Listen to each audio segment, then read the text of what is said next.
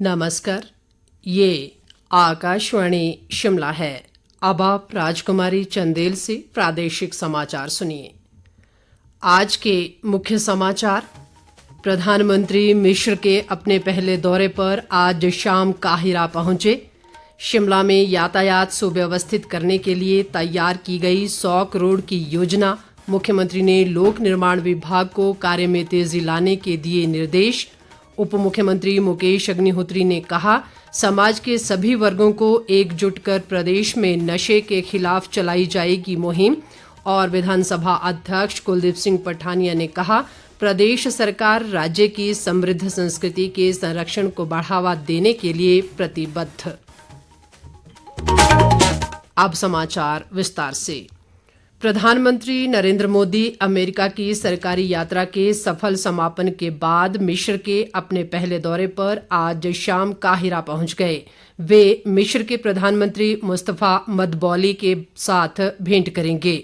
प्रधानमंत्री वहां भारतीय समुदाय के साथ बातचीत के अलावा मिस्र के नेताओं से भी विचार विमर्श करेंगे।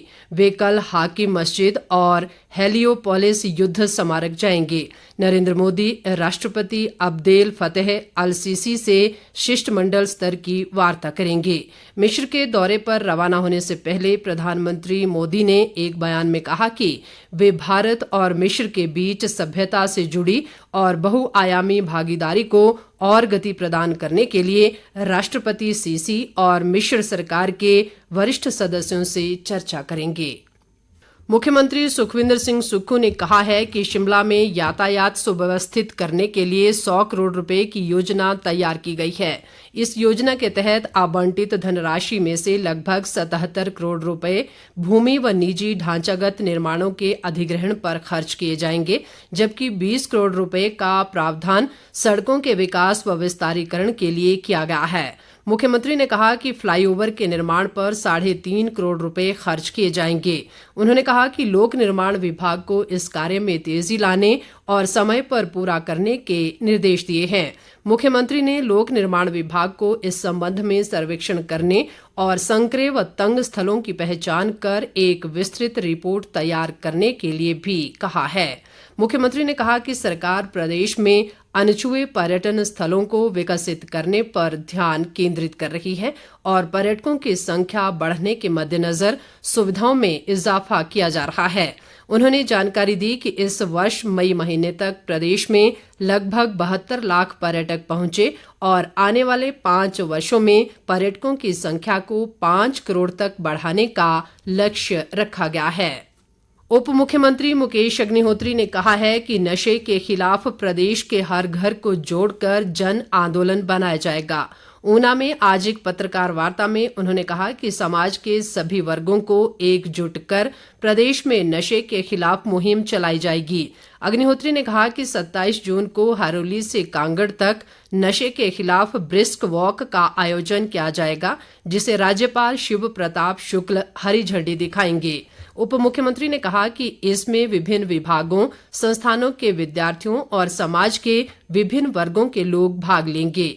उन्होंने कहा कि प्रदेश सरकार नशा तस्करों को किसी भी सूरत में बर्दाश्त नहीं करेगी।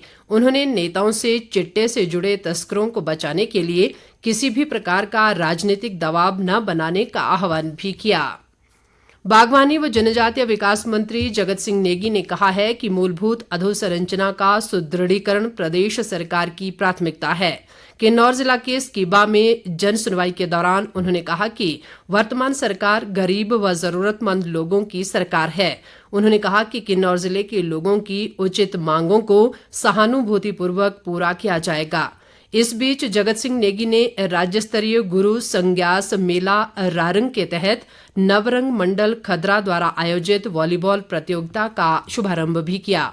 उन्होंने कहा कि कल्पा स्टेडियम में सुधार कर स्टेट ऑफ आर्ट स्टेडियम बनाया जाएगा और रिकांगपिओ में तैराकी को बढ़ावा देने के लिए स्विमिंग पूल का निर्माण किया जाएगा। स्वास्थ्य मंत्री धनीराम शांडिल ने कहा है कि प्राचीन ठोडा खेल को लुप्त नहीं होने दिया जाएगा। सोलन में शूलिनी मेले के दौरान आयोजित ठोडा नृत्य के अवसर पर उन्होंने कहा कि सरकार इस दिशा में हर संभव प्रयास कर रही है। शांडिल ने कहा कि इस खेल को आम जन तक पहुंचाने की पूरी कोशिश की जाएगी। राज्यसभा सांसद इंदु गोस्वामी ने कहा है कि 9 वर्ष के मोदी सरकार के कार्यकाल में देश ने निरंतर तरक्की की है और देश के हर वर्ग के लिए सरकार ने कल्याणकारी योजनाएं बनाई हैं। सुजानपुर विधानसभा क्षेत्र के दाड़ला में आयोजित भाजपा मंडल के संयुक्त मोर्चा कार्यक्रम में उन्होंने कहा कि केंद्र सरकार ने महिलाओं को और अधिक शक्तिशाली बनाने के लिए स्वरोजगार के अवसर पैदा किए हैं। कृषि व पशुपालन मंत्री चंद्र कुमार ने कहा है कि हिमाचल देवी देवताओं की धरती है और यहाँ पर आयोजित होने वाले मेले, त्योहार व उत्सव हमारे जीवन का एक अभिन्न अंग हैं। वे आज डलहौजी विधानसभा क्षेत्र के बनीखेत में 4 दिवसीय आषाढ़ नाग मेला की अंतिम सांस्कृतिक संध्या में बतौर मुख्य अतिथि शिरकत करते हुए बोल रहे थे। उन्होंने कहा कि इन मेलों से सामाजिक सहयोग, समरसता, सौहार्द तथा भाईचारा बढ़ता है और मेले सांस्कृतिक रूप से सभी को समृद्धि प्रदान करते हैं। उन्होंने कहा कि मेलों के आयोजन से ग्रामीण प्रतिभाओं को भी अपनी कला व प्रतिभा को प्रदर्शित करने के लिए मंच प्रदान होता है। शिक्षा मंत्री रोहित ठाकुर ने कहा है कि मेले व त्योहार हमारी समृद्ध संस्कृति को आगे ले जाने में महत्वपूर्ण भूमिका निभाते हैं। शिमला जिले के ठियोग उपमंडल की कथोग पंचायत में आयोजित ठोडा उत्सव में शिरकत करते हुए उन्होंने ये बात कही। रोहित ठाकुर ने कथोग स्कूल के भवन निर्माण के लिए विभागीय अधिकारियों को जल्द एस्टीमेट तैयार करने के निर्देश दिए। रोहित ठाकुर ने कहा कि प्रदेश सरकार ने शिक्षा विभाग में 6000 से अधिक खाली पदों को भरने की अनुमति प्रदान की है। इस मौके पर उन्होंने संधू बनोग सड़क के लिए 5 लाख रुपए, प्राथमिक विद्यालय अणु के लिए 2 लाख व कोटी स्कूल के भवन के लिए 1.5 लाख रुपए देने की घोषणा भी की। विधानसभा अध्यक्ष कुलदीप सिंह पठानिया ने कहा है कि प्रदेश सरकार राज्य की समृद्ध संस्कृति के संरक्षण को बढ़ावा देने के लिए प्रतिबद्ध है। भटियात विधानसभा क्षेत्र के चुवाड़ी में छिंज मेले में शिरकत करते हुए उन्होंने कहा कि प्रदेश भर में अलग अलग अवसरों पर आयोजित होने वाले मेलों के आयोजन में सरकार द्वारा पर्याप्त धनराशि उपलब्ध करवाई जा रही है। पठानिया ने कहा कि चुवाड़ी में भटियात उत्सव मनाया जाएगा ताकि लोगों को स्थानीय पारंपरिक लोक संस्कृति से रूबरू करवाया जा सके। उन्होंने कहा कि बदलते परिवेश में मेलों की प्राचीन परंपराओं व संस्कृति को संजो कर रखना हमारा कर्तव्य है। लारजी पावर स्टेशन के लारजी स्थित बांध में एकत्रित गाद को निकालने के लिए कल सुबह 6 बजे से 26 जून सुबह 6 बजे तक पानी छोड़ा जाएगा। प्रशासन ने लारजी बांध से लेकर पंडोह बांध तक ब्यास नदी के किनारे रहने वाले लोगों को इस दौरान नदी के किनारे न जाने की अपील की है। इस दौरान लारजी पावर स्टेशन विद्युत गृह में उत्पादन भी पूरी तरह बंद रहेगा।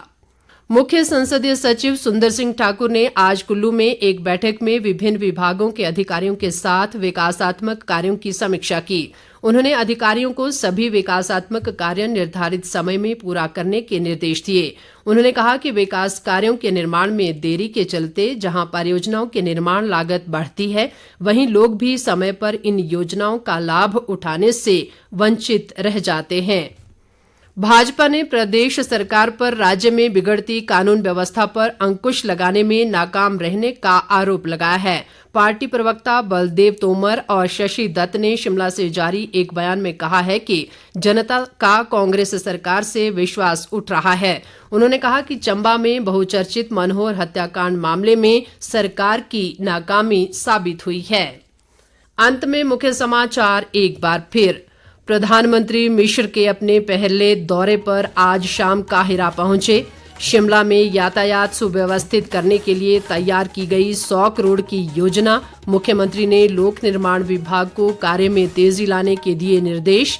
उप मुख्यमंत्री मुकेश अग्निहोत्री ने कहा, समाज के सभी वर्गों को एकजुट कर प्रदेश में नशे के खिलाफ चलाई जाएगी मुहिम। और विधानसभा अध्यक्ष कुलदीप सिंह पठानिया ने कहा, प्रदेश सरकार राज्य की समृद्ध संस्कृति के संरक्षण को बढ़ावा देने के लिए प्रतिबद्ध। इसके साथ ही ये समाचार बुलेटिन समाप्त हुआ। नमस्कार।